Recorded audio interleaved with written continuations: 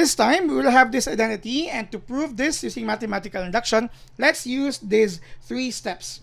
The first step is when we solve or show that this identity is true when n is equal to 1, or whatever will be the smallest possible value of integer here. In this case, it's 1, so we'll be using n is equal to 1. Now, with this now, we are going to show that the left-hand side, the first term, described as 1 squared, which is equal to 1, must be equal to the value of the right-hand side in this form when we use n is equal to 1. If it's not, then there's no need for us to proceed to the second and third steps because it already, negates the identity. But if it is, then we'll proceed to step 2 and step 3. Our quantity here is n. So you have here 1 as n is equal to 1. Simply substitute automatically. You have 2 times 1 minus 1. You will have here 2 times 1 plus 1 all over 3. Let's check. You have 1. 2 times 1 is 2 minus 1, so you have another 1 here. 2 times 1 is 2 plus 1. You have 3 over 3. Cancel that. You will have a right-hand side equivalent to 1, which is just the same as the value of your left-hand side. With this, we have satisfied the first step, and we can now proceed on our second step. The second step is when we assume that n is equal to k, making our expression into this form: 1 squared plus 3 squared plus 5 squared plus plus, instead of n, you will have 2k, or the square of 2k minus 1. Okay? This is also true with the other side, as instead of n, you will have k times 2k minus 1 times 2k plus 1 all over your value of 3. So this is just when n is equal to k. Part of the second step is this. Earlier, we considered n, or in this case k, is the largest integer possible for this identity. But what if we are also going to express another integer larger than k? An integer larger than k is greater than k by 1. Just like if we have 87, the larger integer to 87, or the next larger integer is 88. If you have 145, the next larger integer to 145 is 146. So if we have k as the largest integer in this case, the larger integer to k is k plus 1. And we are going to introduce that on both sides of our equation. So our left-hand side is 1 squared plus 3 squared plus 5 squared plus plus the square of 2k minus 1. Once we introduced another integer k plus 1 larger than k, just don't make it like this.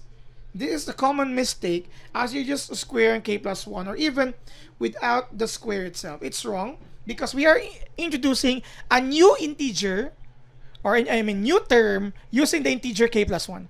So we need to really subject k plus 1, sorry for that, to our definition of our left-hand side. So instead of 2n minus 1, or 2k minus 1 for this, since the next integer is k plus 1, you will have 2 times k plus 1 minus 1 and the square of that. This was 2n, okay, or 2k. So the next integer with is k plus 1, changing the term into 2 times the quantity k plus 1 minus 1 and the square of that. Take note of this. We are going to introduce that on the right-hand side as well, okay? Because we are trying to go back to the original identity to be an identity. If we are going to add this here, make sure to add that on the expression, which is this in terms of k, but as that is actually the value of all of these terms. So you will have here k, 2k minus 1, 2k plus 1 over 3.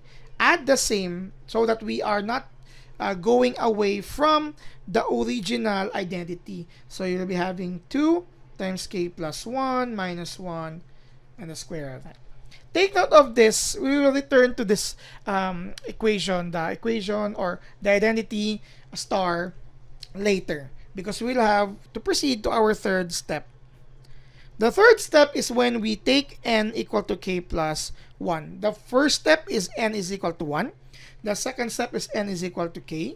The third step is n is equal to k plus 1, which is different to this because on the second step, we are introducing a new term on both sides, following a larger integer to k, which is k plus 1. Here, we just simply substitute k plus 1 to n on our original right-hand side. Our original right-hand side, if I'm not mistaken, was n, 2n minus 1, 2n plus 1, all over 3. Let me check. Yeah, that's correct. But we are going to use k plus 1 on our n. So we will just be using k plus 1 instead of n and doing the same thing on all the terms here. K plus 1, minus 1. And here you will have 2, k plus 1. This one n, change it to n, k plus 1. You still have plus 1 here. They're still all over 3. Okay, so this is what happens to this original form when we change n to k plus 1. But to make sure that it's not difficult for you to follow, hopefully that you have captured this, or you can pause this video, take a screenshot of this, or take a note of this, because I will be removing this form and simply sticking with the final form here so that you will not be confused. So I'm gonna remove all of this and copy this, move it up. Okay, that's it. So I'm removing this as well. Oh, sorry, right hand side. So this is now the right hand side of the third step, and let me label it with 3. The final part of the mathematical induction is this. The right hand side of the second step must be manipulated in such a way that it could return to an expression equivalent to our right hand side of the third step. That should be the goal. Okay, so from here we will have to form or manipulate that, apply necessary algebraic and all the rest of the mathematical operations that will lead us to this form. But since both forms are complicated to look at, it would also be possible for you to, or for us to, make a simplified form of this. Other references that allow this, but since this is difficult to look at here, we could also apply some necessary operations here. So you have this 2k plus 2 minus 1 as you distribute 2. Here, distribute 2 as well. You will have 2k plus 2 plus 1 all over 3. The simplified form of this is the product of k plus 1, 2k plus 1 as you have 2 minus 1 here, and 2k plus 3 as 2 plus 1 here, all over 3. So this is now the third form of the right hand side, and this is easier to look at than this. Okay, so now let's try to manipulate the right hand side of our second step, and hopefully we could reach this point here. It's okay to end that until that point. No need to really target this because again that's a little bit difficult. So let me copy first. You have k times 2k minus 1 times 2k plus 1 all over 3 plus the added term using a larger integer k plus 1 here, the square of that, 2k plus 1 minus 1, the square of this. We are going to manipulate this to reach this point. So pardon me if it would take long, but help me with this as well. So let's not multiply the rest. No need to multiply the rest. Okay, so simplify this first. You have the square of 2k plus 2 minus 1. Okay, as you distribute that. Still, we'll hold to this one here. 2k plus 1 all over 3. Plus, this was actually the square of 2k plus 1. Okay, the square of that, because as you will have 2 minus 1. Next, let's target. I don't have much space. Hopefully, this is enough. You have 3. LCD of that is 3, so you have k, 2k minus 1, 2k plus 1. But since your denominator is just 1, so you will have here a factor of 3 times 2, the square of 2k minus, or plus, sorry, 2k plus 1 here. Because if you're going to look into this, cancel that, it just return to the original form.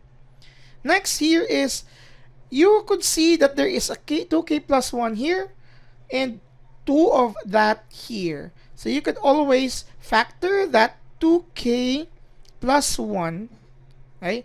What remains on our first term is just k times 2k minus 1. I don't have much space. I really think I don't have much space. Plus, what retains here is a 3 times a remaining 2k plus 1 here because you only factored 1 of it. These are all over 3. Okay, so yeah. Help me with this. Let me try. Sorry for that. Let me try to move this a little bit farther here. Okay, and probably erase this one here so that I could use the remaining sides. Our goal is again this one here. So we still have denominator 3, so we're almost done. So let me move it here. So you have 2k, quantity 2k plus 1. As you multiply all the terms, distribute that here as well. So you have 2k squared minus k. The other side, you will have plus 6k plus 3. Right? 6k plus 3 all over 3. Continue. You still have 2k plus 1 here. So you will have 2k squared. That's actually plus 5k plus 3 all over 3. Now, look into this term, polynomial, the 2k squared. 2k squared plus 5k plus 3. This can be factored. Okay? The factor of this is actually, if you're going to have AC, that's 2 times 3, 6. Factor of 6 that when added will result to 5 is just 2 and 3, right? So you will have 2k plus 2, 2k plus 3. But when you multiply this, it will not return to 2k squared because you have 2k and 2k. That's 4k squared. Simplify this further. You will have here k plus 1 and 2k plus 3. This is the factor of 2k squared plus 5k plus 3. Please try to review your factoring because we are going to use these factors here as we move further. 2k plus 1 times k plus 1 times 2k plus 3 all over 3. And when you look into that, it's actually with the same factors here. K plus 1. You have your k plus 1 here. 2k plus 1, 2k plus 1, 2k plus 3, 2k plus 3. Just simply arranging this, you will have k plus 1 times 2k plus 1 times 2k plus 3 all over 3. This is your right-hand side of your second step, the simplified form of this, but it returns to a value or expression similar to the right-hand side of your third step here. So it takes a lot of time, and we took a lot of time, in order for us to solve that, but we're able to really generalize that the simplified form of the right-hand side of the second step as you introduce a new integer using k plus 1 as a larger integer than k. That's just the same when your n is k plus 1. This is now the final step when we declare that our identity here is really an identity for all n greater than 1. So a summary of steps, we started with n equal to 1 and we satisfy that. We assume n is equal to k for step 2, living with this form. Then we introduce k plus 1 as a new, that's larger integer than k, and introducing the new term on both sides of the equation. Then we have the third step coming up with k plus 1 on n, and then the final form is targeting this. The right-hand side of the second step must return to the right-hand side of the third step, applying necessary operations. Here, we introduced LCD, we have also factoring, and we have this form. But of course, what helped us here is coming up with a simplified form of the third step as well to make it easier for us to target that. Okay, that's it for the mathematical induction. Thank you very much for watching.